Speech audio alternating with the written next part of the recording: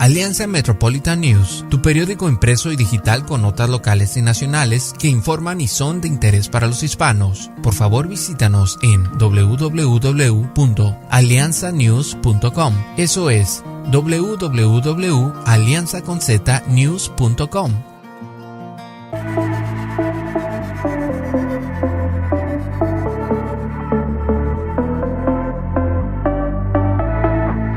Nos encontramos con Elarc Sánchez Gamarra. Él es psicólogo especialista en gestión de personas, consultor y docente universitario. Tiene amplia experiencia en el campo empresarial. Bienvenido al programa. Nuestra primera pregunta es: ¿qué es la discriminación? Se conoce como ese trato desigual o ese trato preferencial, ¿no? Por un sector o por un grupo de personas o por una persona de acuerdo a sus características. Dicho de esta manera, ya sea por edad, raza, religión, sexo, entre otros aspectos, ¿no? Así se entiende. ¿Cómo reconocer que una persona es víctima de racismo o discriminación? Cuando estas preferencias son bastante marcadas, observables, tangibles dentro de un contexto, dentro de un determinado contexto, ¿no? Podríamos decir que en el contexto social hablamos de discriminación cuando tenemos ciertas preferencias por personas que tengan ciertas características, ya sea por, como le vuelvo a repetir, por edad, por sexo, por religión o por ciertas preferencias, ¿no?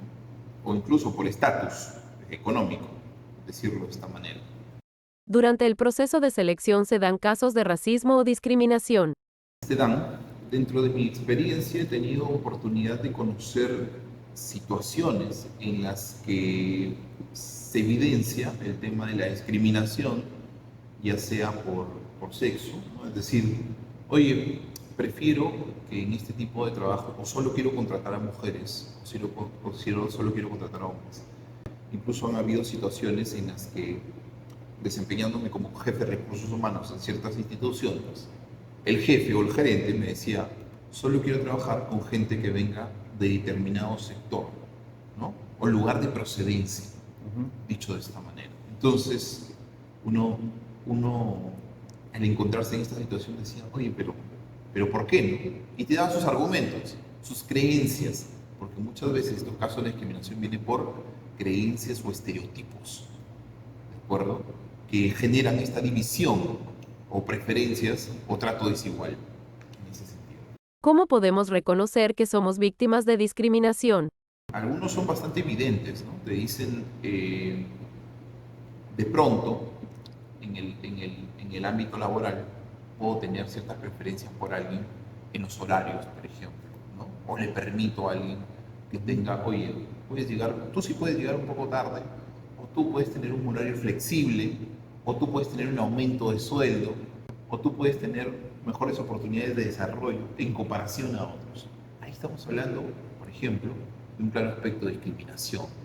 Oye, solo estoy prefiriendo a ciertas personas o por mis preferencias o prejuicios o estereotipos, que sí los hay. ¿Cómo podemos enfrentar la discriminación en el centro laboral? Aquí tiene que ver mucho con la cultura de la empresa. Hablamos de la cultura organizacional. Hablamos de concientizar a las personas, ¿de acuerdo? Con respecto a los valores, normas, reglas que están inmersas en la interacción entre los miembros de la empresa. La idea es concientizar a las personas y que se empiece a tomar de alguna manera, disculpe la redundancia, conciencia de que esto ocurre y de que cómo se debería trabajar. Ahí se debería hacer un plan y para esto trabajar básicamente con el tema de la cultura de la empresa. Es un trabajo arduo, es un trabajo largo. Acabar con la discriminación no se trata de dar un taller, una charla, sino de establecer un programa a largo plazo en ese sentido. Desde el punto de vista psicológico, ¿cómo podemos combatir la discriminación en nuestra sociedad? Mucho también se trabaja con los líderes. Los líderes de las organizaciones son los principales gestores de normas y reglas dentro de la organización. Si la cabeza es la que tiene de pronto este tipo de prejuicios o digámoslo así, ideas distorsionadas sobre el trato desigual, etcétera, pues tendríamos que trabajar con ellos este tipo de aspectos. Si queremos tener un trato de igualdad, un trato en el que influye sobre el desempeño laboral definitivamente, ¿no? ¿Cómo podemos fomentar la igualdad y el respeto a los trabajadores en cada uno de los supervisores o jefes de sección? Si lo vemos desde este punto de vista del aprendizaje, Bandura decía que todo comportamiento, actitud que se tiene a nivel social o personal es aprendido. Si nosotros aprendemos a discriminar, también podemos aprender todo lo contrario, ¿de acuerdo? Basándome en esto, tendría que enseñarle a las personas a cómo no hacer así, ¿no? Un ejemplo, una universidad X estableció, por ejemplo, el valor de la honestidad entre sus estudiantes. Y ellos fomentaban lo siguiente, mediante el reforzamiento. Ciertas normativas como la honestidad, como el devolver, como cosas que no eran tuyas, o etcétera, eran colocadas en ciertas frases dentro de la institución.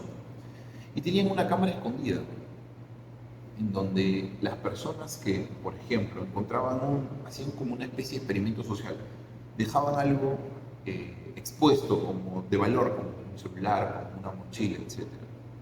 Y si el estudiante devolvía este artículo que no era suyo, entonces era reforzado esto mediante colocar su foto, felicitar a esta persona, que es una estrategia que me parece interesante para poder ayudar a fomentar un valor como el tema de la honestidad. Algo así pudiera funcionar con el tema de